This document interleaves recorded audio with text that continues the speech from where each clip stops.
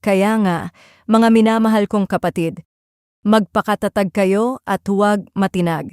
Maging masipag kayo palagi sa paglilingkod sa Panginoon dahil alam ninyong hindi masasayang ang inyong pagpapagal para sa Kanya. Araw-araw, pare-pareho ang takbo ng buhay ni Gerald.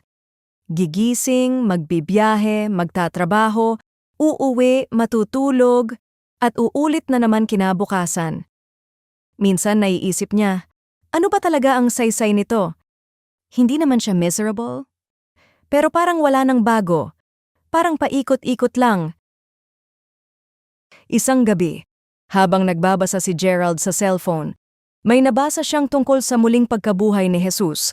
At dahil totoo na nabuhay muli si Kristo, napaisip siya, ibig sabihin, may saysay ang bawat simpleng bagay na ginagawa ko. Bigla niyang na-realize, hindi lang pala pagkita o pagtanggap ng sweldo ang dahilan ng pagtatrabaho niya. Pwede pala niyang gawing paraan ito para parangalan ng Diyos.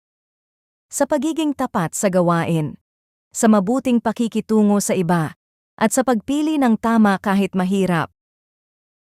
Sinulat ni Pablo ang unang Korinto Kabanata 15 talata 58.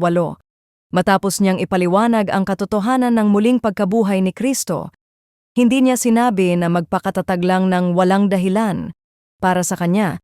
Dahil buhay si Jesus, ang bawat araw natin ay may kahulugan, kahit yung tila walang dating sa mata ng tao. Ang simpleng pagiging tapat sa trabaho, pagpapasensya sa mahirap pakisamahan, at pagpili sa tama kahit mahirap, lahat ito ay nakikita at pinapahalagahan ng Diyos. Darating ang mga panahon na parang walang nangyayari o paulit-ulit lang ang buhay, pero binabago ng katotohanan.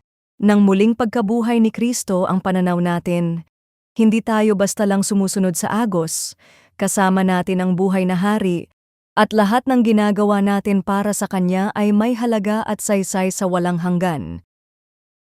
Kapag patuloy tayong kumakapit sa pag-asa sa Kanya, magkakaroon tayo ng lakas para magpatuloy, magpakatatag, maging masigasig, dahil alam nating walang nasasayang sa paggawa para sa Panginoon. Saang bahagi ng araw-araw mong gawain, ang kailangang mong maalala na hindi nasasayang ang paggawa mo para sa Panginoon?